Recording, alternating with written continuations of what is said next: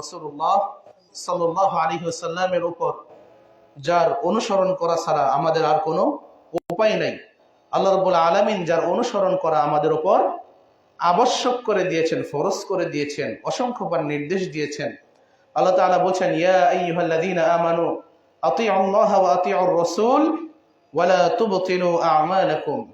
হে ঈমানদারগণ, তোমরা আতিউল্লাহ, আল্লাহর আনুগত্য করা, ওয়া আতিউর রাসূল, রাসূলেরও আনুগত্য করো, রাসূলেরও অনুসরণ করো, ওয়া লা তুবতিলু আমালাকুম, এবং তোমাদের আমলকে কি করো না, বাতিল করো না, নষ্ট করে দিও না। অর্থাৎ আমরা যদি সওয়াবের নিয়তে কোনো কাজ করি, কোনো আমল করি, সেটাতে কি থাকতে হবে? আল্লাহর আনুগত্য, আল্লাহর সন্তুষ্টির উদ্দেশ্যেই করতে হবে, এবং সেই সাথে রাসূল সাল্লাল্লাহু আলাইহি সাল্লামের শেখানো পদ্ধতি অনুযায়ী করতে হবে।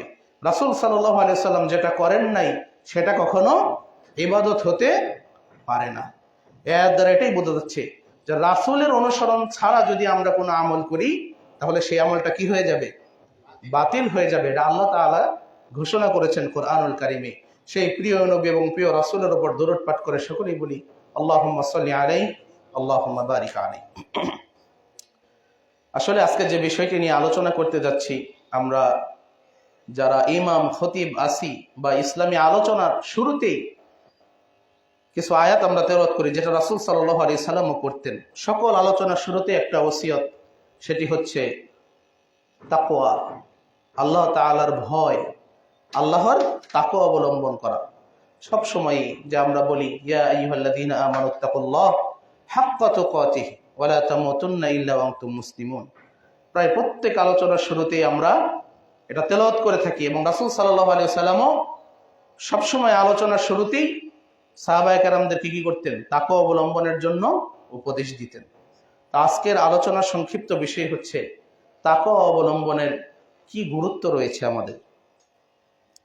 আসলে আমরা কিন্তু অসংখ্য পাপ কাজে লিপ্ত থাকি না? আর দিন দিন এই পাপ বেড়েই চলছে, এটা কমতেছে।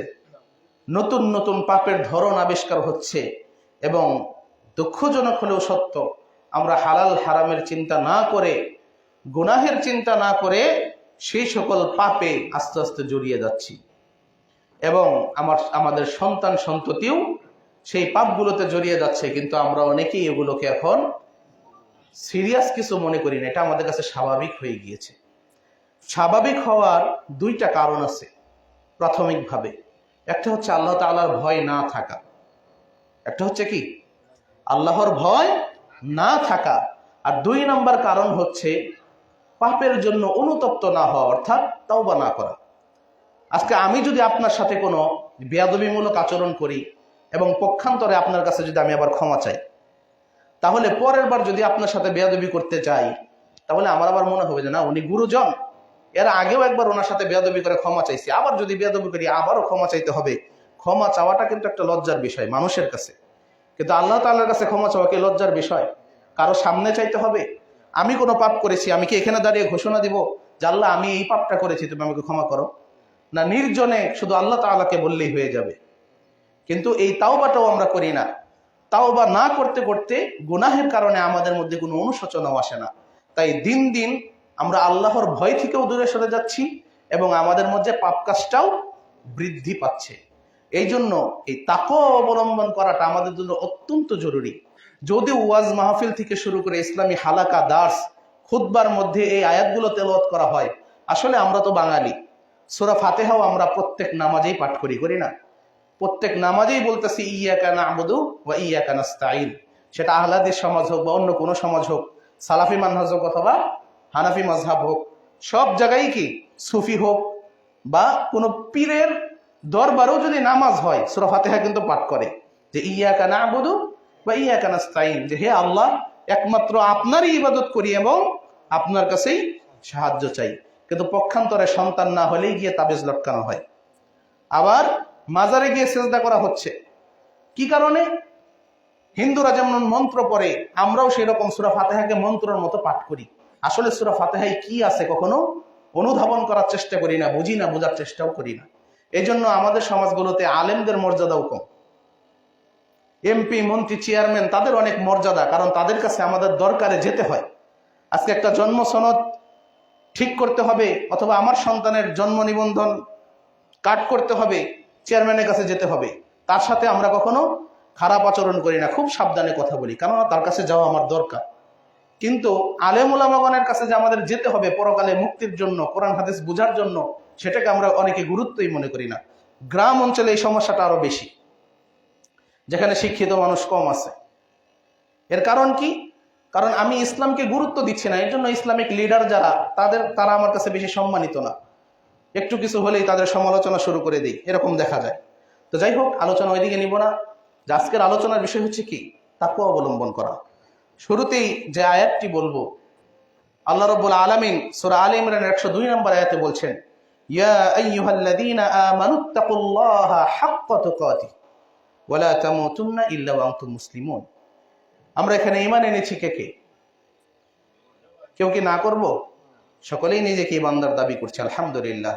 আল্লাহ তাআলা সেই তৌফিক আমাদেরকে দিয়েছেন। তাহলে আল্লাহ তাআলা আমাদেরকেই বলছেন, ইয়া আইয়ুহাল্লাযীনা আমানু, হে ঈমানদারগণ, ইত্তাকুল্লাহ, তোমরা আল্লাহকে ভয় করো। আমরা আল্লাহকে ভয় করি কে কে? কেউ কিন্তু না করব না। এবং এর থেকে আরো বেশি উপস্থিতিতে কোনো মাহফিলে যদি ঘোষণা করি যে আল্লাহকে ভয় করি কে কে, সকলেই হাত তুলবো, কেউ বলবো না ভয় করি না। কিন্তু এরকম ভয় করে কোনো লাভ নেই। এর জন্য আল্লাহ তাআলা বলছেন, ইত্তাকুল্লাহ, তোমরা আল্লাহকে ভয় করো, হাক্কা তুকাতি, যথাসাধ্যভাবে ভয় করো, ভয় করার মতো ভয় করো। ওয়ালা তামুতুন্না ইল্লা ওয়া আনতুম মুসলিমুন, এবং মুসলিম না হয়ে কি করো না? মৃত্যুবরণ করো না। অর্থাৎ আমরা যেভাবে আল্লাহকে ভয় করি, এইভাবে ভয় করলে মৃত্যুর সময় আমরা মুসলিম নাও থাকতে পারি। যদিও শুরুতে বলা হয়েছে কি, হে ঈমানদারগণ, অর্থাৎ আল্লাহর উপর ঈমান এনেছি, তার মানেই যে আমি মৃত্যুর সময় মুসলিম হিসাবে মৃত্যুবরণ করতে পারবো, তার কোনো গ্যারান্টি আছে? নাই। এর জন্য মুসলিম হিসাবে যদি মৃত্যুবরণ করতে চাই, তাহলে আল্লাহ তাআলাকে ভয় করতে হবে, হাক্কা তুকাতি, ভয় করার মতো ভয় করতে হবে। যতটুকু ভয় করলে নিজেকে সকল প্রকার খারাপ কাজ থেকে বিরত রাখতে পারবো, যতটুকু ভয় করলে নিজেকে জান্নাতে যাওয়ার উপযোগী করতে পারবো, ততটুকু ভয় আমাদের করতে হবে। এমন না যে আজকে ঘোষণা দিচ্ছে আমি আল্লাহকে ভয় করি, একটু পরেই বাজারে গিয়ে সিগারেট খাচ্ছি। এখন ঘোষণা দিচ্ছে আল্লাহকে ভয় করি, একটু পরেই জর্দা দিয়ে পান খাচ্ছি। এখন ঘোষণা দিচ্ছে আল্লাহকে ভয় করি, ঘরের ভিতরে গিয়ে আমরা যারা যুবক আছি কানে ইয়ারফোন লাগিয়ে হিন্দি গান শুনছি, অশ্লীল সিনেমা দেখছি, অশ্লীল ভিডিও দেখছি, আবার মুখে মুখে বলতেছে আল্লাহকে ভয় করি। এই রকম ভয় করলে মুসলিম হয়ে মৃত্যুবরণ করা যাবে না। আজকে আমরা নিজেকে মুসলিম দাবি করি, নিজেকে ঈমানদার দাবি করি, কিন্তু নামাজ পড়ি না। অথচ রাসূল সাল্লাল্লাহু আলাইহি সাল্লাম যে বলছেন, এই হাদিসটা আপনারা এর আগেও শুনেছেন, অবশ্যই শুনেছেন, মান তারাকাস সালাতু মুতাআম্মিদান ফাকাদ কাফার। যে ব্যক্তি সালাত পরিত্যাগ করলো, সে কি করলো? কুফরি করলো। কুফরি করা মানে সে কাফের হয়ে গেল। ইসলামের যত বিধান আছে, সকল বিধানই যদি কেউ পালন না করে, তাকে কাফের বলা যাবে না। তাকে কি বলতে হবে? পাপী। কেউ যদি দাড়ি কাটে, তাকে কাফের বলা যাবে না, সে একজন ফাসিক, গুনাহগার। কেউ যদি রমাদান মাসে সাওম পালন না করে, তাহলেও তাকে কাফের বলা যাবে না। হজ ফরজ হওয়ার পর যদি হজ না করে, তাহলেও কাফের বলা যাবে না, তাকে গুনাহগার বলা যাবে, ফাসিক বলা যাবে। কিন্তু যখন রমাদান মাসের সাওমকে সে অস্বীকার করবে, তখন সে কাফের। যখন হজকে অস্বীকার করবে, তখন কাফের। যখন বলবে যে দাড়ি রাখা ইসলামে জায়েজ নাই, তখন সে কাফের। অর্থাৎ যদি পালন না করে তাহলে গুনাহগার, আর যদি অস্বীকার করে তাহলে কাফের। কিন্তু সালাত এমন একটি ইবাদত, ইসলামের এমন একটি স্তম্ভ, যেটা অস্বীকার করতে হয় না। শুধুমাত্র যদি কেউ না পড়ে, তাহলেই সে কাফের। আর কোনো ইবাদত এরকম নাই। আমরা জানি ইসলামের সকল বিধানই কি হয়েছে, আল্লাহ রাব্বুল আলামিন জিবরিল আলাইহিস সালামের মাধ্যমে রাসূল সাল্লাল্লাহু আলাইহি সাল্লামের নিকট ওহীর মাধ্যমে প্রেরণ করেছেন। ইসলামের যাবতীয় আমরা যা কিছু পালন করি, কিন্তু এই সালাতটা কিন্তু জিবরিল আলাইহিস সালামের মাধ্যমে আসে নাই। এই সালাতের জন্য, এই সালাতটা আমাদেরকে দিবেন বিধায় আল্লাহ রাব্বুল আলামিন স্বয়ং রাসূল সাল্লাল্লাহু আলাইহি সাল্লামকে কি করেছেন? 7 আসমানের উপরে নিয়ে গেছেন। সেটাকে কি বলে? মিরাজ। এই রজব মাস চলছে, আমাদের দেশে একটা ভ্রান্ত ধারণা আছে যে এই রজব মাসের 27 তারিখে নাকি মিরাজ সংগঠিত হয়েছিল। আসলে এরকম কোনো ভিত্তি কোরআন এবং হাদিসে কোথাও নেই। তবে মিরাজ সংগঠিত হয়েছিল, এটা অবশ্যই সত্য। কেউ যদি অস্বীকার করে তাহলে সে কাফের। কেননা এটা কোরআন এবং হাদিস দ্বারা প্রমাণিত, সাব্যস্ত। কিন্তু এটা কবে হয়েছে, কয় তারিখে হয়েছে, কোন মাসে হয়েছে, এটার কোনো স্পষ্ট ধারণা কোরআন হাদিস থেকে কোথাও পাওয়া যায় না। আর এইটার মাহাত্ম্য হচ্ছে, এই মিরাজের মাহাত্ম্য হচ্ছে আল্লাহ তাআলা আমাদেরকে সালাত দিয়েছেন, এই সালাতের হেফাজত করা, সালাত কায়েম করা। এই মিরাজ কবে সংগঠিত হয়েছে সেটি তালাশ করার জন্য আমাদেরকে কখনো নির্দেশ দেওয়া হয় নাই।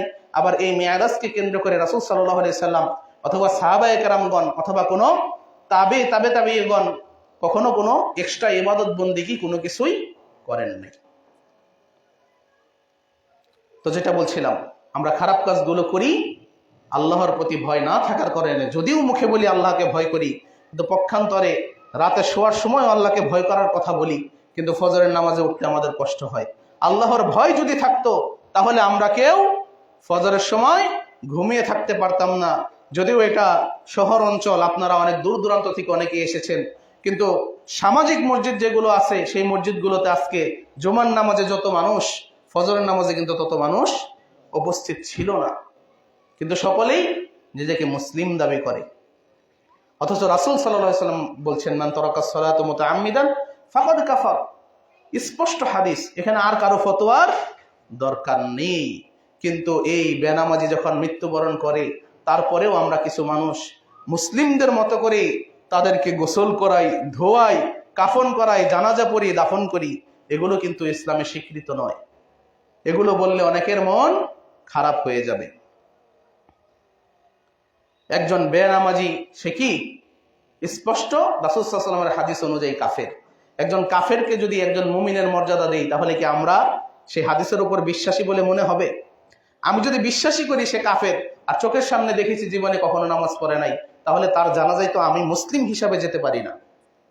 এবং সত্যি সত্যিই যদি বেনামাজির জানাজায় আমরা যারা সালাত আদায় করি, আমরা যারা মুমিন মুসলমান, তারা যদি অংশগ্রহণ না করতাম, অনেক বেনামাজি এটা দেখে ভয়ে সালাত আদায় শুরু করে দিত। যদি এইরকম সমাজে ঘটতো যে ইমাম সাহেবকে কোনোভাবেই বেনামাজির জানাজায় দাঁড়া করানো যাচ্ছে না, এবং যারা নিয়মিত নামাজ পড়ে তারাও বাড়িতে চলে গেছে, কেউ জানাজা পড়বে না, এইরকম অসম্মানের অবস্থা দেখে অনেক বেনামাজিও নামাজ শুরু করে দিত। যে হায় হায়, দুনিয়াতেই যে অবস্থা, মরার পরে না জানি কি শুরু হয়ে যায়। কিন্তু আমরা কি করি? কোরআন হাদিসের তোয়াক্কা না করে কি করি? আত্মীয়তার খাতিরে, প্রতিবেশীর খাতিরে, সম্পর্কের খাতিরে কি ভদ্রতা দেখিয়ে আমরা তার জানাজা করতেছি, সালাত, তারপর দাফন করতেছি, সবকিছুই করতেছি, যেটার কোনো ভিত্তি ইসলামে নেই। আল্লাহকে ভয় যদি ঠিক মতো করতাম তাহলে এগুলো করতে পারতাম না। যাই হোক, আল্লাহ তাআলাকে ভয় করার জন্য আল্লাহ রাব্বুল আলামিন অনেকগুলো নির্দেশ দিয়েছেন। তার মধ্যে যদি একটা দেখি, সূরা তাগাবুনের 16 নম্বর আয়াতে আল্লাহ রাব্বুল আলামিন বলছেন, ফাত্তাকুল্লাহা মাসতাতা'তুম ওয়াসমা'উ ওয়া আতি'উ ওয়া আনফিকু খায়রান লিআনফুসিকুম ওয়া মান ইউকা শুহা নাফসিহি ফাউলাইকা হুমুল মুফলিহুন। আল্লাহ তাআলা বলছেন, ফাত্তাকুল্লাহা মাসতাতা'তুম, তোমরা আল্লাহকে যথাযথভাবে ভয় করো। মাসতাতা'তুম, শুধু ভয় করো না, যথাযথভাবে ভয় করো। ওই যে যেটা বললাম, যতটুকু ভয় করলে আমার জাহান্নাম থেকে বাঁচতে পারবো এবং জান্নাতে যেতে পারবো, ততটুকু ভয় করতে হবে। ওয়াসমাউ, এবং শুনো, ওয়া আতিউ ওয়া আনফিকু খায়রান লিআনফুসিকুম, আনুগত্য করো এবং নিজের কল্যাণের জন্য ব্যয় করো, দান করো। কি করতে হবে? বেশি বেশি দান করতে হবে। কার জন্য? নিজের কল্যাণের জন্য। এমন না যে এই যে মসজিদে দান করলাম, মসজিদের উপকার হচ্ছে, আমার কিছু হচ্ছে না, এরকম মনে করে দান করা যাবে? মসজিদ কার ঘর? আল্লাহর ঘর। আল্লাহর ঘর আল্লাহ ইচ্ছা করলে কিন্তু স্বর্ণ দিয়েও বানিয়ে নিতে পারেন না? কিন্তু তিনি বানান না, আমাদেরকে সুযোগ দেন যাতে আমরা এগুলো করে নিজে উপকৃত হতে পারি। এজন্য নিজেদের কল্যাণে কি করতে হবে? ব্যয় করতে হবে, দান করতে হবে। আমিও আল্লাহর, আমার যা আছে তাও আল্লাহ তাআলার। আল্লাহ তাআলা কখনো বলেন নাই যে তোমার সম্পদ থেকে কি করো? দান করো। সবসময় বলছে, ওয়া মিম্মা রাযাকনাহুম ইউনফিকুন, আমি তোমাদেরকে যে রিজিক দিয়েছি সেখান থেকে তোমরা ব্যয় করো। অর্থাৎ আল্লাহই আমাকে দিয়েছেন, সেটাই আমি আল্লাহর ঘরে দিচ্ছি, আমার জিনিস কিন্তু দিচ্ছি না, তাও আমি সেখান থেকে সওয়াব পাচ্ছি, উপকৃত হচ্ছি। আর আল্লাহর ঘরে দেওয়ার কারণে আল্লাহ আরো আমাকে কি কম করে দিবেন নাকি?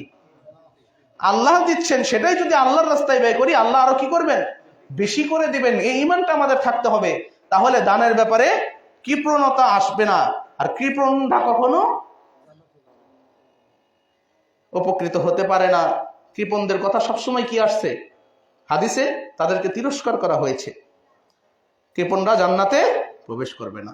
এই আয়াতেও বলা হচ্ছে ওয়ামাই ইউকা শুহ্হা নাফসিহি ফাউলাইকা হুমুল মুফলিহুন, যারা অন্তরের কার্পণ্যতা থেকে মুক্ত তারাই হচ্ছে সফলকাম। ওয়ামাই ইউকা শুহ্হা নাফসিহি ফাউলাইকা হুমুল মুফলিহুন, যারা অন্তরের কৃপণতা থেকে মুক্ত তারাই সফলকাম।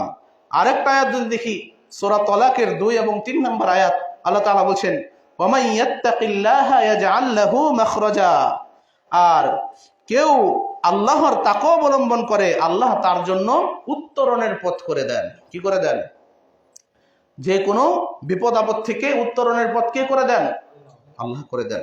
আজকে আমি অত্যন্ত বিপদে পড়েছি, ইচ্ছা করলেই আমি কিছু লোন নিয়ে সেই বিপদ থেকে উঠতে পারি, কিন্তু সেখানে যদি আমি আল্লাহকে ভয় করি যে না আমি সুদে জড়াবো না, আমি সুদে জড়াবো না, দরকার হলে 2 দিন না খেয়ে থাকবো, তাও সুদী কারবারে যাব না, এইরকম তাকওয়া যদি আমরা অবলম্বন করতে পারি, কোনো না কোনো ভাবে আল্লাহ তাআলা আমাকে সেই বিপদ থেকে কি করবেন? উদ্ধার করবেন। মানে অবশ্যই করবেন। কোরআনুল কারীমে আল্লাহ তাআলা বলছেন যারা তাকওয়া অবলম্বন করে আল্লাহ রাব্বুল আলামিন তাদের উত্তরণের পথ করে দেন। ওয়া ইয়ারযুকুহু মিন হাইসু লা ইয়াহতাসিব, এবং তার ধারণা অতি তুচ্ছ হতে থাকে রিজিক দান করেন। সুবহানাল্লাহ। অর্থাৎ এমন জায়গা থেকে আল্লাহ তাআলা রিজিক দান করবেন যা তার ধারণায়ও ছিল না। তাকওয়ার এত গুণ, কিন্তু আজকে আমরা তাকওয়া অবলম্বন করতে ভুলে গিয়েছি। বিভিন্ন পাপ কাজে লিপ্ত হয়ে আমাদের সেগুলো পাপই মনে হয় না। যে কোনো কাজ করতে গিয়ে আমার মনে হতে হবে যে হায় হায়, আমি যে এই কাজটা করতেছি, এই কাজের পরিণাম কি? মৃত্যুর পর আল্লাহ রাব্বুল আলামিন যদি আমাকে জিজ্ঞেস করেন, আমি এর উত্তরটা কি দিব? এটা বলার সুযোগ নাই যে হে আল্লাহ আমি কিছুই জানতাম না, আমি কিছুই জানতাম না, বলার সুযোগ আছে?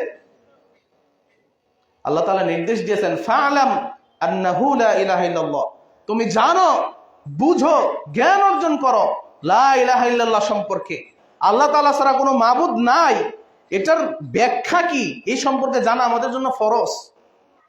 আর হাদিস যদি একটা দেখি, ছোটবেলা থেকেই আমরা আমাদের অনেকের মুখস্থ, রাসূল সাল্লাল্লাহু আলাইহি ওয়াসাল্লাম কি বলছেন? তালাবুল ইলমি ফারিয়াদাতুন আলা কুল্লি মুসলিম, প্রত্যেক মুসলিমের উপরে কি ইলম অর্জন করা ফরজ। সে পুরুষ হোক, নারী হোক, তৃতীয় লিঙ্গের অধিকারী হোক, মুসলিম হলেই তার জন্য কি ফরজ? জ্ঞান অর্জন করা ফরজ। কোন জ্ঞান? মাহফিলে ওয়াজ করার মতো জ্ঞান না মসজিদে খুতবা দেওয়ার মতো জ্ঞান? যতটুকু জ্ঞান অর্জন করলে আমি হালাল হারাম বুঝতে পারবো, যতটুকু জ্ঞান অর্জন করলে নিজেকে জাহান্নামের থেকে বাঁচাতে পারবো, যতটুকু জ্ঞান অর্জন করলে জান্নাত পর্যন্ত পৌঁছাতে পারবো, ততটুকু জ্ঞান আমাদের অর্জন করতেই হবে। কিন্তু আজকে আফসোস, আমরা প্লে নার্সারি থেকে শুরু করে অনার্স মাস্টার্স পাশ করে ফেলি, এমফিল ডিগ্রি অর্জন করার পরেও অধিকাংশ মানুষ আমরা সূরা ফাতিহা বলতে পারি না। ডিসি, এসপি, তারপরে কি বিভিন্ন বিশ্ববিদ্যালয়ের প্রফেসর, বিভিন্ন কলেজের প্রভাষক, তাদের অবস্থাও যদি দেখি যে আলিফ থেকে ইয়া পর্যন্ত অক্ষর অনেকে চিনে না। এর নাম কি মুসলিম? আল্লাহ রাব্বুল আলামিন তো দুনিয়াবি জ্ঞান অর্জন করতে নিষেধ করেন নাই, হারাম করেন নাই। কেউ যদি ফিজিক্সের প্রফেসর হয়, টিচার হয়, কোনো সমস্যা নাই, আল্লাহ রাব্বুল আলামিন হারাম করেন নাই। কিন্তু তার মানে এই না যে সে সূরা ফাতিহাও বলতে পারবে না। অথচ অন্যান্য মুসলিম কান্ট্রিগুলোতে যদি দেখি যে একজন বিমানের পাইলট সেও কোরআনের হাফেজ, একজন ইঞ্জিনিয়ার সেও তার কাজের মধ্যে কোরআন তেলাওয়াত করতেছে, একজন লেবার সেও কাজ করতেছে আর কোরআন তেলাওয়াত করতেছে। অর্থাৎ জীবনের শুরুটা তারাই কোরআন শিক্ষা দিয়ে করে। কিন্তু আমাদের দেশে যদিও এর আগে সকালবেলায় মসজিদে মক্তব ছিল, সেটাকে বন্ধ করার জন্য সেকুলার পন্থীরা কি কোচিং সিস্টেমের আবির্ভাব করেছে। ফজরের নামাজ পড়ে মক্তবে আর কি আসবে? আমি একটা মসজিদের দায়িত্বে আছি যে ফজরের পরে যদি মক্তবে ছাত্রছাত্রী আসে, আধা ঘন্টাও বসতে পারে না, আস্তে আস্তে যে কি হয়েছে উস্তাদ, আমার কোচিং এর টাইম হয়ে গেছে, আমার স্কুলের টাইম হয়ে গেছে। মানে ফজরের পর পরই স্কুল আর কোচিং এর টাইম দিয়ে রাখছে, যাতে ওই টাইমেও কোরআন সে পড়তে না পারে। আবার আসরের পরে কোরআন পড়ার টাইম নাই, তখন আবার কি বাংলা, ইংরেজি বিভিন্ন সাবজেক্টের প্রাইভেট পড়তে হয়। এর জন্য সূরা ফাতিহা বলতে পারে না একজন প্রফেসর হওয়ার পরেও, সূরা ফাতিহা বলতে পারে না একজন ডিসি হওয়ার পরেও, এসপি হওয়ার পরেও। কি কারণ? যে দুনিয়াবী শিক্ষা অর্জন করতে গিয়ে ইসলামী শিক্ষা একদম বাদ দিয়ে দিয়েছে, অর্থাৎ তাকওয়া নাই। যদি তাকওয়া অবলম্বন করতাম তাহলে অবশ্যই আগে আসল জিনিস নিজেকে বাঁচানোর জন্য যেটা দরকার সেটা অর্জন করে তারপর দুনিয়াতে কিভাবে ভালোভাবে চলা যায় সেই বিষয়ে চিন্তা করতাম। আলহামদুলিল্লাহ এখন অনেক প্রতিষ্ঠান হয়েছে যেগুলো আধুনিক শিক্ষার সাথে সাথে ইসলামী শিক্ষাকেও সমান মর্যাদা দেওয়া হয়, কিন্তু সেই সকল প্রতিষ্ঠানেও আমরা অনেকে সন্তান ভর্তি করতে চাই না। এই জন্য আমাদের সন্তানকে শিক্ষা দেওয়ার ক্ষেত্রেও কোন শিক্ষা প্রতিষ্ঠানে দিব, কোন লাইনে শিক্ষা অর্জন করাবো, এগুলোর ক্ষেত্রে আমাদের তাকওয়া অবলম্বন করতে হবে। আমরা নিজেরা যেমন আফসোস করি যে হায় আমাদের সুযোগ হয় নাই, সূরা ফাতিহা বলতে পারি না, এমন যেন হয় না যে আমার সন্তানও বড় হয়ে আফসোস করবে যে আমি ভালোভাবে কোরআন পড়তে পারি না। অধিকাংশ মানুষই কিন্তু আফসোস করে যে আমি ভালোভাবে কোরআন পড়তে পারি না, যদি পড়তে পারতাম। এই আফসোস শুধু মুখেরই আফসোস, অন্তরের আফসোস না। কেননা তার সন্তানও কোরআন পড়তে পারে না, তা আপনি আফসোস করলেন, তাহলে আপনার সন্তানকে কেন শিখাইলেন না? এই জন্য সবসময় আমাদের বেশি বেশি তাকওয়া অবলম্বন করতে হবে। আরেকটা আয়াত যদি দেখি, সূরা আনফালের 29 নম্বর আয়াত, আল্লাহ রাব্বুল আলামিন বলেন, ইয়া আইয়ুহাল্লাযীনা আমানু ইন তাত্তাকুল্লাহা ইয়াজআল লাকুম ফুরকানা ওয়া ইউকাফির আনকুম সাইয়্যাতিকুম। হে মুমিনগণ, তোমরা যদি আল্লাহকে ভয় করো তাহলে তিনি তোমাদেরকে কি করবেন? ইন তাত্তাকুল্লাহা ইয়াজআল লাকুম ফুরকানা ওয়া ইউকাফির আনকুম, তাহলে তিনি তোমাদেরকে ন্যায় অন্যায়ের পার্থক্য করার শক্তি দিবেন। সুবহানাল্লাহ। ন্যায় অন্যায়ের পার্থক্য করার শক্তি, এটা কিন্তু অত্যন্ত বড় একটা বিষয়। এই ন্যায় আর অন্যায়কে পার্থক্য করার মতো মনোভাব না থাকার কারণেই কিন্তু আজকে এই বিশ্বের এই অবস্থা। আমাদের বাংলাদেশে কয়েকদিন আগে কত কাহিনী ঘটে গেল। শুধুমাত্র সকল মানুষ নিজের জায়গা থেকে যদি ন্যায় আর অন্যায়কে গুরুত্ব দিত, আল্লাহকে ভয় করলে আল্লাহ তাআলা এই শক্তিটা দিবেন। আল্লাহর ভয় নাই বিধায় ন্যায় অন্যায় বোঝার পরেও সেটা অনুধাবন হয় না। আমাদের দেশে কিছুদিন আগেরও ডায়লগ ছিল, বর্তমানে কি অবস্থা জানি না, ভবিষ্যতে কি হবে তাও জানি না, তবে দোয়া করি আল্লাহ তাআলা যেন অবস্থা ভালো করে দেন। কোনো চাকরির ক্ষেত্রে ঘুষ ছাড়া চাকরি হয়, বিশেষ করে সরকারি চাকরির ক্ষেত্রে এতদিন হইতো প্রত্যেকটা সেক্টরে, মসজিদ থেকে শুরু করে এই যে মডেল মসজিদ, এগুলোর ইমামনিও হতো কিসের মাধ্যমে? ঘুষের মাধ্যমে। আর একটা দেশের অবস্থা কতটা খারাপ হলে প্রধানমন্ত্রীর সাথে জাতীয় মসজিদের ইমামও পলায়, এটা তো আর বলার কিছু নাই। বিশ্বের আর কোথাও মনে হয় এরকম ঘটনা ঘটে নাই যে সরকার প্রধানের সাথে মসজিদের ইমামও পলাইছে। মানে মসজিদ মন্দির বলে ধর্মীয় কোনো সেক্টর নাই, সরকার মানে সেখানে দুর্নীতিবাজে ভর্তি। এগুলো কিসের কারণে? ন্যায় অন্যায়ের পার্থক্য না বুঝার কারণে। বুঝে ঠিকই, কিন্তু অনুধাবন মন থেকে ওইভাবে হয় না। আজকে আমি যেখানে দাঁড়িয়েছি, আমি যদি মনে করি যে আমি এমন কিছু বলবো যে আপনারা সবাই আমার উপর খুশি হয়ে যাবেন, আমাকে বেশি বেশি টাকা পয়সা হাদিয়া দিবেন, ন্যায় অন্যায় বাদ দিয়ে যদি সেটা শুরু করে দেই, এটাও কিন্তু সম্ভব। কিন্তু যে আল্লাহকে ভয় করে সেটা করতে পারবে না। মাহফিলের মঞ্চে অনেক বক্তা আছে না, আমি অন্য সেক্টর বাদ দিই, যেহেতু আমি ইসলামী লাইন, ইসলামিক সেক্টরের কথাই বলতেছি। মাহফিলের মঞ্চে বিজ্ঞ অনেক আলেম আছে যাদেরকে দাওয়াত দিলে তাদের যদি সময় ফাঁকা থাকে তাহলে অবশ্যই আসবে। কিসের জন্য? নিয়ত হচ্ছে বাল্লিগু আন্নি ওয়ালাউ আয়া, যে আল্লাহর কিছু আয়াত, রাসূলের কিছু হাদিস প্রচার করা। আসার পরে যদি কিছু সম্মান তাকে করা হয়, গাড়ি ভাড়া বাবদ করবেন, গুনেও দেখবে না, ওইভাবেই চলে যাবে। অথবা যদি দেখা নাও করে মাহফিল কর্তৃপক্ষ, তাও আস্তে আস্তে চলে যাবে। আবার কিছু বক্তা আছে যারা এমন ভাবে আলোচনা করে, মানুষ এত ভক্ত, কোনো কোনো মাহফিলে লক্ষ লক্ষ শ্রোতা হয়ে যায়, কিন্তু অধিকাংশ মানুষই বেনামাজি, কিন্তু সেই হুজুরের ভক্ত। কারণ কি? সেই বক্তা সালাত আদায়ের কি গুরুত্ব, সালাত আদায় না করলে কি পরিণতি, এই বিষয়ে তেমন একটা আলোচনা করে না। আলোচনা করে কি? যে আলোচনাটা এই যুবকদের ভালো লাগবে, শ্রোতাদেরকে মনোরঞ্জিত করবে, সেই আলোচনাগুলো তারা করে। যার কারণে তাদের চাহিদাও কি অন্যরকম। টিকটকে ঢুকলেই তাদের বিভিন্ন ডায়লগ ভরপুর হয়ে আছে, অনলাইনে শর্ট ভিডিওগুলো দেখলে বোঝা যায়। তাদেরকে দাওয়াত দিতে গেলে সময় তো পাওয়াই যায় না, উল্টা আরো কি অগ্রিম কিছু টাকা পয়সা পাঠিয়ে দিতে হয়। তারপরে কি, যদি সময় না পায় মাহফিলে আবার অনেকে আসেও না, আসতে যদি না পারে অগ্রিম টাকা যে পাঠানো হয়েছে সেটাও ফেরত দেয় না, এরকমও আছে। এগুলো কিসের জন্য? হতে পারে আমাদের কাছে সে আলেম, কিন্তু আসলে তাকওয়া নাই। আলেম ওলামাগণের একটা অভিমত আছে যে শুধু এলেম অর্জনের নামই তাকওয়া না। শুধু এলেম থাকলেই সে আলেম না। আলেম হওয়ার জন্য অন্যতম একটা শর্ত কি জানে? তাকওয়া অবলম্বন করতে হবে। তিনটা গুণ না থাকলে তাকে আলেম বলা যায় না। একটা হচ্ছে জ্ঞান, ইলম তো থাকতেই হবে, এবং জ্ঞান অনুযায়ী আমল আছে কিনা সেটাও। আমি অনেক কিছু জানি কিন্তু কিছুই পালন করি না, খালি ওয়াজ করেই বেড়াই, সেটার নাম আলেম না। একজন আলেমের তিনটা গুণ থাকতে হবে। একটা হচ্ছে আল্লাহর ভয়, জ্ঞান, এবং জ্ঞান অনুযায়ী আমল থাকতে হবে। এই তিনটা গুণ যদি না থাকে তাকে আলেম বলা যাবে না।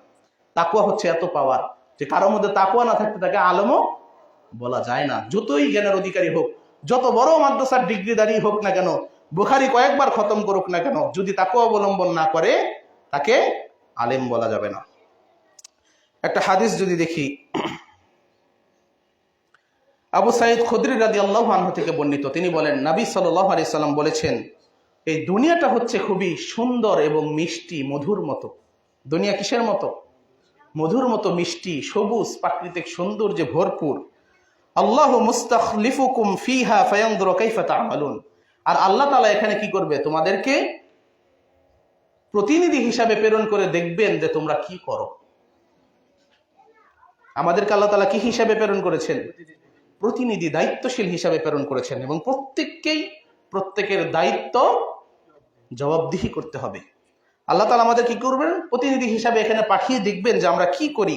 তারপর আল্লাহ তাআলা বলছেন ফাত্তাকুদ দুনিয়া ওয়াত্তাকুন নিসা, এবং তোমরা কি করো? ফাত্তাকুদ দুনিয়া, দুনিয়াকে ভয় করো, ওয়াত্তাকুন নিসা, এবং মহিলাকে ভয় করো, নারীকে ভয় করো।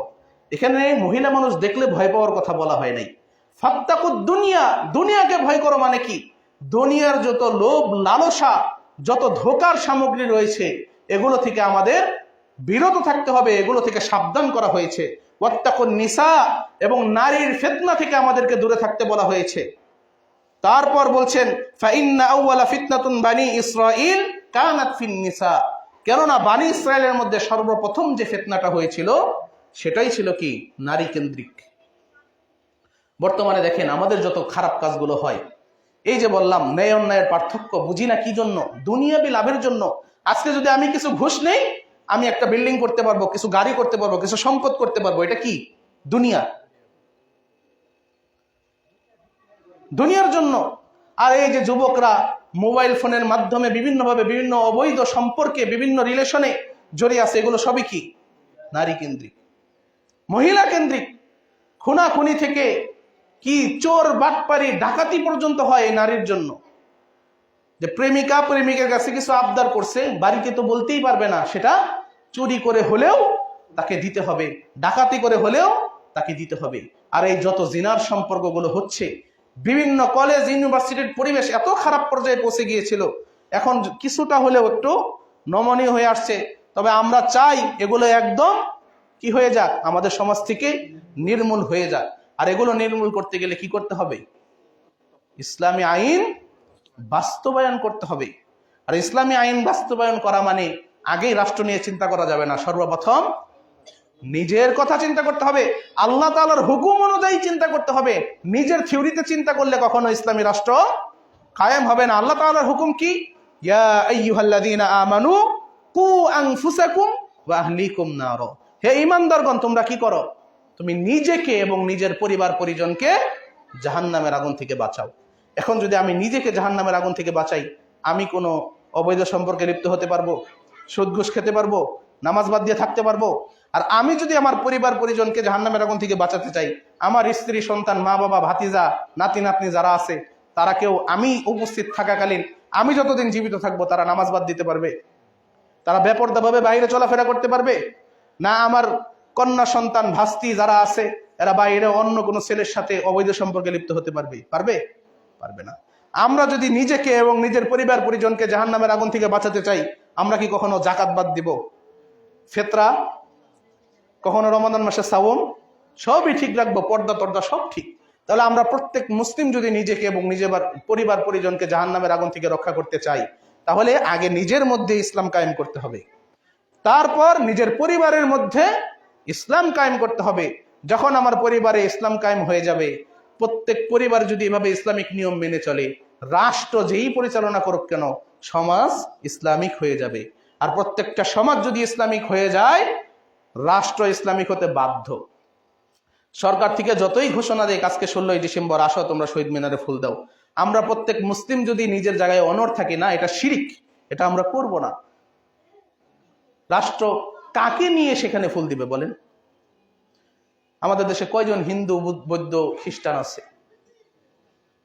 ম্যাক্সিমাম 16ই ডিসেম্বরে স্মৃতিসৌধে কারা যায়? মুসলিমরা যায়। কি এর কারণে? তাকওয়া না থাকার কারণে। শহীদ মিনারে কারা ফুল দেয়? মুসলিমরাই দেয়। কিসের কারণে? তাকওয়া না থাকার কারণে। কবরে গিয়ে গিয়ে ফুল দেয়। এতদিন কি খাম্বা ছিল, ভাস্কর্য, সেগুলোতে গিয়ে গিয়ে ফুল দিত কারা? মুসলিমরা। এবং এগুলোর বিরুদ্ধে যদি আলেমরা আলোচনা করতো তাদের সমস্যা হয়ে যেত। অনেক মাহফিলেও দেখছেন, অনেক মসজিদেও দেখছেন।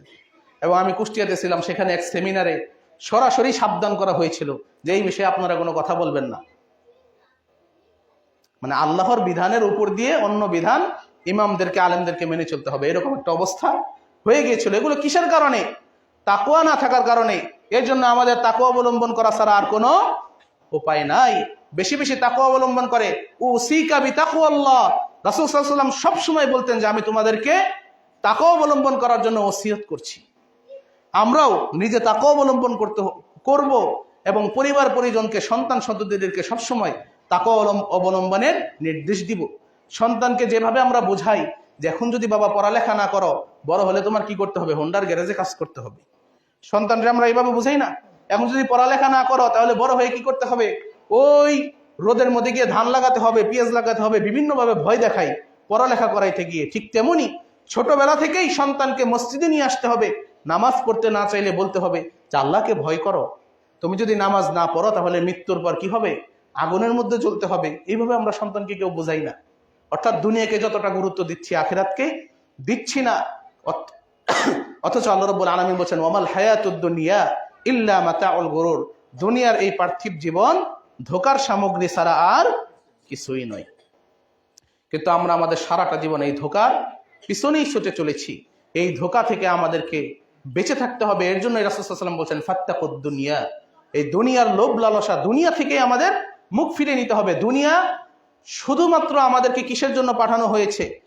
নিজেকে জান্নাতে যাওয়ার উপযোগী করার জন্যই আমাদেরকে আল্লাহ রাব্বুল আলামিন দুনিয়ায় পাঠিয়েছেন, তার ইবাদত বন্দেগী করার জন্য। সর্বপ্রথম আমাদের পিতা আদম আলাইহিস সালামকে কোথায় দিয়েছিলেন? জান্নাতেই দিয়েছিলেন। তারপরে উনি একটা ভুল করেছিলেন, সেই ভুলের জন্য আবার যখন ক্ষমা চাইলেন, তখন সরাসরি আল্লাহ রাব্বুল আলামিন ক্ষমা না করে কি করলেন? একটু দুনিয়াতে পাঠাইলেন যে তুমি কি করো, আমাকে সন্তুষ্ট করে আবার আসো, তোমাকে জান্নাতে দেওয়া হবে।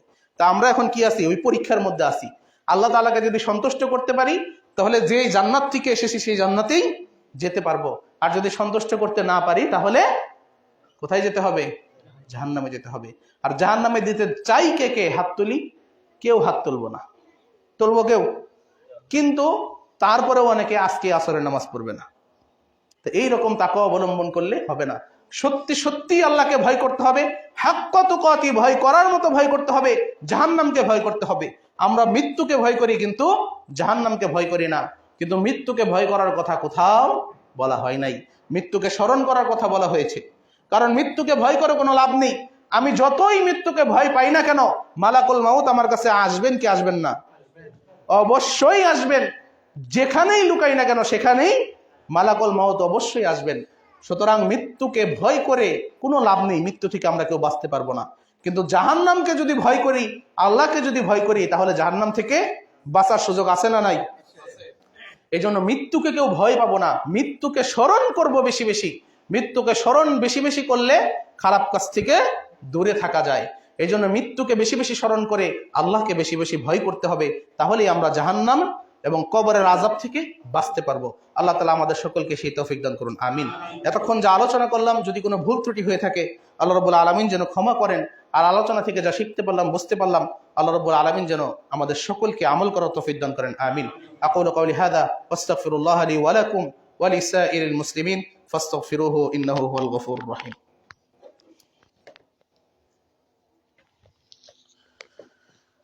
الحمد لله رب العالمين والعاقبة للمتقين والصلاة والسلام على أشرف الأنبياء والمرسلين وعلى آله وأصحابه أجمعين، أما بعد، فقد قال الله تعالى في كلامه المجيد: أعوذ بالله من الشيطان الرجيم، بسم الله الرحمن الرحيم، إن الله وملائكته يصلون على النبي ইয়া আইয়ুহাল্লাযীনা আমানু সাল্লু আলাইহি ওয়া সাল্লিমু তাসলিমা। সকলেই পাঠ করি আল্লাহুম্মা সাল্লি আলা মুহাম্মাদ ওয়া আলা আলি মুহাম্মাদ কামা সাল্লাইতা আলা ইব্রাহিম ওয়া আলা আলি ইব্রাহিম ইন্নাকা হামিদুম মাজিদ। আল্লাহুম্মা বারিক আলা মুহাম্মাদ ওয়া আলা আলি মুহাম্মাদ কামা বারাকতা আলা ইব্রাহিম ওয়া আলা আলি ইব্রাহিম ইন্নাকা হামিদুম মাজিদ। উপস্থিত সম্মানিত মুসল্লিবৃন্দ, আজকে যে মসজিদে খুতবা প্রদান করলাম, দু একদিন আগে এসেছিলাম ঘুরতে, শুনলাম এখানে এভাবে একটা মসজিদ হয়েছে, তো দেখার একটু আগ্রহ প্রকাশ করেছিলাম। এসে ঘুরে দেখে গিয়েছি এবং আমাদের দিনী ভাই বললেন খুতবার কথা। তো প্রথমে যদিও সময় ম্যানেজ করা কঠিন ছিল, তারপরে নিজেই আবার জানিয়েছি যে খুতবা দেই একটা। আজকে আবার আমার কুষ্টিয়া চলে যেতে হবে, তারপরেও আসছি। আমাদেরকে একটা জিনিস অনুধাবন করতে হবে যে আসলে জনসংখ্যা বেশি হলেই কোনো কিছু হকের মানদণ্ড নয়। এর জন্য আমাদের মুসল্লি কম বলে আমাদের ঘাবড়ানোর কোনো সুযোগ নেই। রাসূল সাল্লাল্লাহু আলাইহি সাল্লাম সর্বপ্রথম যখন দাওয়াতি কাজ শুরু করেছিলেন, কয়জন লোক নিয়ে? তেমন কেউ ছিল না, গুটি কয়েক লোক নিয়ে কি করেছিলেন? দাওয়াতি কাজ শুরু করেছিলেন। কিন্তু আস্তে আস্তে তিনি রাষ্ট্রও কিন্তু শাসন করেছেন না? তা আমাদেরও কি করতে হবে? সবসময় কোরআন সুন্নাহর উপর অটল থাকতে হবে। সবসময় রাসূল সাল্লাল্লাহু আলাইহি ওয়াসাল্লাম যে বলে গিয়েছেন, একটা ওসিয়ত করে গিয়েছেন, সেটা আমাদের সবসময় মনে রাখতে হবে যে তারাকতু ফীকুম আমরাইন লান তাদিল্লু মা তামাসসাকতুম বিহিমা কিতাবাল্লাহ ওয়া সুন্নাত রাসূলি। যে আমি তোমাদের নিকট দুটো জিনিস রেখে যাচ্ছি, যতক্ষণ পর্যন্ত এই দুটো জিনিস তোমরা আঁকড়ে ধরে রাখবে ততক্ষণ পর্যন্ত কি হবে না? পথভ্রষ্ট হবে না। একটা হচ্ছে কি? কিতাবাল্লাহ, আল্লাহ তাআলার কিতাব আল কোরআন, ওয়া সুন্নাত রাসূলি, রাসূল সাল্লাল্লাহু আলাইহি সাল্লামের সুন্নাত তথা হাদিস। আমরা যদি ইতিহাস দেখি, যতদিন পর্যন্ত এই মুসলিম জাতি কোরআন সুন্নাহকে আঁকড়ে ধরেছিল ততদিন পর্যন্ত এই বিশ্ব তারা শাসন করেছে। যখন এই কোরআন সুন্নাহ বাদ দিয়ে আধুনিকতার নামে অমুসলিমদের রীতি নীতি কালচার তারা গ্রহণ করা শুরু করেছে, তখন থেকে তাদের অধঃপতন শুরু হয়ে গেছে। এবং বর্তমানেও আমরা ইসলামিক কালচারগুলোকে তেমন একটা পছন্দ করি না, অমুসলিম কালচারগুলোকেই বেশি পছন্দ করি। ছোট ছোট কোমলমতি সন্তান, তাদের জন্মদিন হলে আমরা মা বাবারা কি করি? জন্মদিনে কেক কিনে এনে খ্রিস্টানদের মতো ছোটবেলা থেকেই তাদেরকে এই জন্মদিন পালন করা শিখিয়ে দিচ্ছি। এরকম করা যাবে না। এই জন্য আমাদের উচিত সন্তানকে ছোটবেলা থেকে ইসলামী মূল্যবোধ শিক্ষা দেওয়া। ইসলামী শিক্ষা যে সকল প্রতিষ্ঠানে সব থেকে বেশি গুরুত্ব দেওয়া হয় সেই সকল প্রতিষ্ঠানে ভর্তি করা। এই বিষয়ে আমাদের খেয়াল রাখতে হবে। যদি খেয়াল না রাখি, ওই যে মৃত্যুর পর বলা যাবে না যে আল্লাহ কিছুই বুঝতাম না, কিছুই জানতাম না। রাসূল নির্দেশ দিয়েছেন তলাবুল ইলমি ফারিদাতুন আলা কুল্লি মুসলিম, তুমি শিখলা না কেন? তাহলে ওইটার বিচারটাই আগে হবে। পালন করলা না কেন এটা জিজ্ঞেস করার পর যদি বলি যে শিখি নাই, তাহলে শিখলাম না কেন সেটার বিচারই আগে হবে। নিজেকে জাহান্নাম থেকে বাঁচানোর জন্য যতটুকু শিক্ষা প্রয়োজন ওইটুকু শিখতেই হবে। এখনো যারা আমরা নিজেকে মূর্খ মনে করি যে ইসলাম সম্পর্কে কিছু জানি না, উপায় নাই, এখনই শিক্ষা শুরু করতে হবে। মসজিদের ইমাম খতিব যার সাথেই হোক যোগাযোগ করে হলেও ইসলামের প্রাথমিক শিক্ষাটা আমাদের অর্জন করতেই হবে। যেমন ভাবে দুনিয়াবি সব জিনিসই আমরা বুঝি, কেউ একটা পচা লাউ দিলে আমরা নেই না, নেই। মাছ কিনতে গেলে পচা মাছ কেউই কিনি না, তখন কিন্তু কেউ বলি না যে আমি তো জেলে ছিলাম না বা আমি তো কৃষক না। কিন্তু ইসলামের ক্ষেত্রে আসলেই আর আমি তো মাদ্রাসায় পড়ি নাই। মাদ্রাসায় না পড়লেন মুসলিম তো, যে মাদ্রাসায় পড়েছে সে খুতবা দিবে, কিন্তু যে মুসলিম সে খুতবা না দিল সাধারণ মুসলিম হিসেবে জাহান্নাম থেকে তো নিজেকে বাঁচাবে। এটুকু করতেই হবে। এজন্য সকলকে অনুরোধ করব, এই যে একটা ইসলামী মার্কাজ গড়ে উঠেছে, এটাকে সবাই বেশি বেশি আবাদ করবেন, বেশি বেশি সহযোগিতা করার চেষ্টা করবেন। আল্লাহ তাআলা সকলকে সে তৌফিক দান করুন, আমিন। এবং যাদের মাধ্যমে এটা পরিচালিত হচ্ছে, যারা অক্লান্ত পরিশ্রম করেছে, আর্থিকভাবে পরামর্শ দিয়ে এবং শারীরিক পরিশ্রম দিয়ে যারা সহযোগিতা করেছে, আল্লাহ রাব্বুল আলামিন সকলকে উত্তম প্রতিদান দান করুন, আমিন। এবং আরো বেশি বেশি সহযোগিতা করার মন মানসিকতা এবং তৌফিক দান করুন, আমিন। এবং আমরা জানি বাংলাদেশ জামায়াতে আহলে হাদিসের একটি মহাসম্মেলন অনুষ্ঠিত হতে যাচ্ছে আগামী 7 এবং 8 ফেব্রুয়ারি, শুক্র এবং শনিবার। সেখানে সারা বিশ্ব থেকে অনেক বড় বড় ইসলামিক স্কলার আলেম ওলামাগণ একত্রিত হবেন এই আশুলিয়া বাইপাইল কাইচবাড়ি জামায়াতে আহলে হাদিসের নিজস্ব জায়গাতে। আপনাদের এখানে এই যে ব্যানারও লাগানো দেখলাম। বিশেষ করে একজনের কথা না বললেই নয়, পাকিস্তানের একজন সিংহ পুরুষ ছিলেন শেখ এহসান ইলাহি জহির হাফিজাহুল্লাহ রাহিমাহুল্লাহ, দুঃখিত। তিনি কিন্তু শিরক বিদাতের বিরুদ্ধে এমন বলিষ্ঠ কণ্ঠস্বর ছিলেন যে বিদাতীদের আক্রমণে হামলার কারণেই তার মৃত্যু হয়েছে। একটা ইসলামী সম্মেলনে তার উপর হামলা করা হয়েছিল, বোমা হামলা। পক্ষান্তরে শেখ বিন বাজ রাহিমাহুল্লাহর নাম আপনারা শুনেছেন। তিনি, তার ছাত্র ছিলেন ইহসান ইলাহি জহির রাহিমাহুল্লাহ। তিনি তাকে কি করেছিলেন? সৌদি সরকারের মাধ্যমে বিমান দিয়ে সৌদি নিয়ে চিকিৎসা করিয়েছিলেন এবং চিকিৎসারত অবস্থায় তার মৃত্যু হয়। এবং মৃত্যুর পর মদিনাতুল মুনাওয়ারাতে যে বাকি গোরস্থান আছে, যেটাকে আমরা জান্নাতুল বাকি বলি, আসলে কি গরকাতুল বাকি, বাকিউল গরকাত, সেই গোরস্থানে তাকে দাফন করা হয়েছে। তারই সুযোগ্য সন্তান ইবতেসাম ইলাহি জহির, বর্তমানে তিনিও কি শিরক এবং বিদাতের বিরুদ্ধে একজন বলিষ্ঠ কণ্ঠস্বর। তিনি বাংলাদেশে আসছেন এই সম্মেলনে। আমরা সকলেই সেখানে উপস্থিত হওয়ার চেষ্টা করবো ইনশাআল্লাহ। আল্লাহ তাআলা সকলকে সেই তৌফিক দান করুন, আমিন। এবং পাশাপাশি এই মসজিদ আপনারা সকলেই সহযোগিতা করবেন এবং এইরকম ইসলামী যে মহাসম্মেলন, এগুলো আরো বেশি বেশি হওয়া দরকার। কারণ এই সম্মেলন বিভিন্ন জিনিস না হওয়ার কারণে ইসলামটা আমাদের মধ্যে গুরুত্বহীন হয়ে যাচ্ছে। আর তার মধ্যে অন্যতম একটা কারণ কি, যে আমরা ইসলামী কোনো কাজে তেমন একটা হেল্প করি না, কিন্তু কেউ একজন মাদ্রাসা করলে না বুঝার কারণে হোক, ছোট ছোট বাচ্চা পোলাপান নিয়ে বাড়িতে বাড়িতে গিয়ে কি ভিক্ষাবৃত্তি চালু করে দেয়, যেটা ইসলাম কখনোই সমর্থন করে না। আপনার উপর মাদ্রাসা চালানো ফরজ করে নাই আল্লাহ তাআলা। আপনার সামর্থ্য থাকলে আপনি চালাবেন, আপনার সামর্থ্য না থাকলে ওই ছোট বাচ্চাদেরকে দিয়ে ভিক্ষা করানোর অধিকার আল্লাহ রাব্বুল আলামিন আপনাকে দেন না, এটা বুঝতে হবে। ঠিক ইসলামকে এই ভিক্ষাবৃত্তিতে নিয়ে যাওয়ার কারণে আমরা অধিকাংশ মানুষ ইসলামী শিক্ষা থেকে সন্তানকে ইসলামী শিক্ষায় পড়ানো থেকে মুখ ফিরিয়ে নিয়েছি। তো এটাকে যদি আমরা আধুনিকায়ন করতে চাই, আমাদেরই সহযোগিতা করতে হবে। এই মসজিদ মাদ্রাসাকে আমরা যেরকম সহযোগিতা করবো, তেমনি আপনাদের কাছে উদারত আহ্বান জানাচ্ছি যে আমাদের যে ইসলামী মহাসম্মেলন হবে 7 এবং 8 তারিখে, এর জন্য আপনারা কিছু সহযোগিতা করবেন, আর্থিকভাবে হোক বা যেভাবেই হোক কিছু সহযোগিতা করার চেষ্টা করবেন। ইনশাআল্লাহ স্থানীয় যারা আছে তাদের কাছে সহযোগিতা পৌঁছে দেবেন ইনশাআল্লাহ। আর তা না হলে ওই যে আল্লাহ তাআলা বলেছেন, ওয়া মাইয়ুকা শাহ্হা নাফসিহি ফাউলাইকা হুমুল মুফলিহুন, যারা অন্তরের কার্পণ্যতা থেকে মুক্ত তারাই সফলকাম। অর্থাৎ আমরা সফলকাম হতে চাইলে আমাদের দানের হাত কি করতে হবে? প্রশস্ত করতে হবে। ইসলামী খেদমতে, ইসলামী কাজে বেশি বেশি সহযোগিতা করতে হবে, বেশি বেশি দান করতে হবে। আল্লাহ তাআলা আমাদের সকলকে সেই তৌফিক দান করুন, আমিন। আমরা যারা এখানে উপস্থিত হয়েছি, আল্লাহ রাব্বুল আলামিন আমাদের সকলকে ক্ষমা করুন, আমিন। এবং আজকের খুতবাতে যারা দেরি করে উপস্থিত হয়েছি, আল্লাহ রাব্বুল আলামিন যেন সামনের খুতবা থেকে, খুতবার শুরু থেকেই আমাদেরকে উপস্থিত হওয়ার তৌফিক দান করেন, সকলে বলে আমিন। আমাদের মধ্যে যারা ঋণগ্রস্ত আছে, আল্লাহ রাব্বুল আলামিন সকলে ঋণ পরিশোধ করার তৌফিক দান করুন। আমাদের মধ্যে যারা মৃত্যুবরণ করেছে, আল্লাহ রাব্বুল আলামিন তাদেরকেও ক্ষমা করুন। রব্বানা আতিনা ফিদ দুনিয়া হাসানা ওয়া ফিল আখিরাতি হাসানা ওয়া কিনা আযাবান নার। পর্দার আড়ালে মনে মা বোনদের ব্যবস্থাও আছে, মা বোনেরা যারা এসেছেন, আল্লাহ রাব্বুল আলামিন তাদেরকেও কি হেফাজত করুন। সারাটি জীবন ইসলামের শরিয়া মোতাবেক জীবন পরিচালনা করার তৌফিক দান করুন, আমিন। রব্বানা আতিনা ফিদ দুনিয়া হাসানা ওয়া ফিল আখিরাতি হাসানা ওয়া কিনা আযাবান নার। সুবহানা রাব্বিকা রাব্বিল ইজ্জাতি আম্মা ইয়াসিফুন ওয়া সালামুন আলাল মুরসালিন ওয়ালহামদুলিল্লাহি রাব্বিল আলামিন। কুমু লিস-সালাতি ওয়াল মুসাল্লি।